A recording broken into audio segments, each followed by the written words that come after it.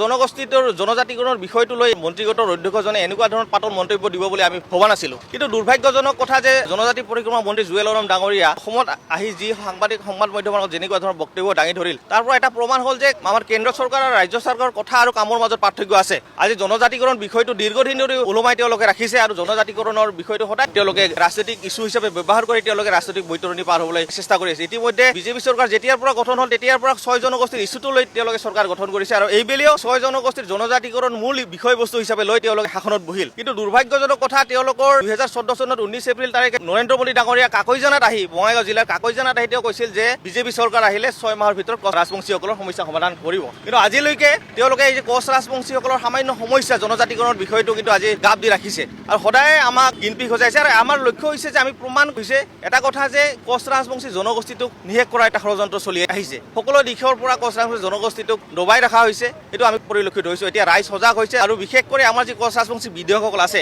তেওঁলোকে যেতিয়া জনজাতিকৰণৰ বিষয়টো যেনেকুৱা ধৰণৰ ভূমিকা তেওঁলোকে ল'ব লাগিছিল সেই ভূমিকা তেওঁলোকে গ্ৰহণ কৰা নাই। আৰু ইতিমধ্যে আমি সাজু হৈছোঁ যে কোচ ৰাজবংশী বিধায়কসকলে জনজাতিকৰণৰ বিষয়টো নিজৰ জাতিৰ হকে যদি মাত নামাতে, অনাগত দিনত আমি আক্ৰাছুৱে আমাৰ যি কোচ ৰাজবংশী বিধায়কসকল আছে, মন্ত্ৰীসকল আছে, তেওঁলোকৰ কিন্তু ঘৰ ঘেৰাও কাৰ্যত আমি বাধ্য হ'ম। যেতিয়ালৈকে আমাৰ কোচ ৰাজবংশী জনজাতি প্ৰদান নকৰিব তেতিয়ালৈকে আমাৰ কাৰ্যসূচী চলি থাকিব আৰু এইটো এটা আমাৰ ট্ৰিলাৰ, এইটো আৰম্ভণিহে। এতিয়া কোচ ৰাজবংশী জাগিছে আৰু এই আন্দোলনৰ ধাৰিবত আমি অন্তিম পৰ্যায় চৰম পৰ্যায়লৈ লৈ যোৱাৰ কাৰণে আমি সাজু আছোঁ। কাৰণ কিয়নো আমি দেখিবলৈ পাইছোঁ যে যোৱা বিধানসভাত সদনত যি অখুল গগৈয়ে প্ৰশ্ন কৰাৰ ক্ষেত্ৰত যি ৰণ স্পীকৰ যি উত্তৰ, সেইটো খুব পাতল উত্তৰ। জনগোষ্ঠীটোৰ জনজাতিকৰণৰ বিষয়টো লৈ মন্ত্ৰীগোটৰ অধ্যক্ষজনে এনেকুৱা ধৰণৰ পাতল মন্তব্য দিব বুলি আমি ভবা নাছিলোঁ। কিন্তু দুৰ্ভাগ্যজনক কথা যে জনজাতি পৰিক্ৰমা মন্ত্ৰী জুৱেল ওৰাম ডাঙৰীয়া অসমত আহি যি সাংবাদিক সংবাদ মাধ্যমৰ আগত যেনেকুৱা ধৰণৰ বক্তব্য দাঙি ধৰিল, তাৰ পৰা এটা প্ৰমাণ হ'ল যে আমাৰ কেন্দ্ৰ চৰকাৰ আৰু ৰাজ্য চৰকাৰৰ কথা আৰু কামৰ মাজত পাৰ্থক্য আছে। আজি জনজাতিকৰণ বিষয়টো দীৰ্ঘদিন ধৰি ওলোমাই তেওঁলোকে ৰাখিছে আৰু জনজাতিকৰণৰ বিষয়টো সদায় তেওঁলোকে ৰাজনৈতিক ইস্যু হিচাপে ব্যৱহাৰ কৰি তেওঁলোকে ৰাজনৈতিক বৈতৰণি পাৰ হ'বলৈ চেষ্টা কৰি আছে। ইতিমধ্যে বিজেপি চৰকাৰ যেতিয়াৰ পৰা গঠন হ'ল তেতিয়াৰ পৰা 6 জনগোষ্ঠীৰ ইস্যুটো লৈ তেওঁলোকে চৰকাৰ গঠন কৰিছে আৰু এইবেলিও 6 জনগোষ্ঠীৰ জনজাতিকৰণ মূল বিষয়বস্তু হিচাপে লৈ তেওঁলোকে শাসনত বহিল। কিন্তু দুৰ্ভাগ্যজনক কথা তেওঁলোকৰ 2014 চনত 19 এপ্ৰিল তাৰিখে নৰেন্দ্ৰ মোদী ডাঙৰীয়া কাকৈজানাত আহি বঙাইগাঁও জিলাৰ কাকৈজানাত আহি তেওঁ কৈছিল যে বিজেপি চৰকাৰ আহিলে 6 মাহৰ ভিতৰত কোচ ৰাজবংশীসকলৰ সমস্যা সমাধান কৰিব।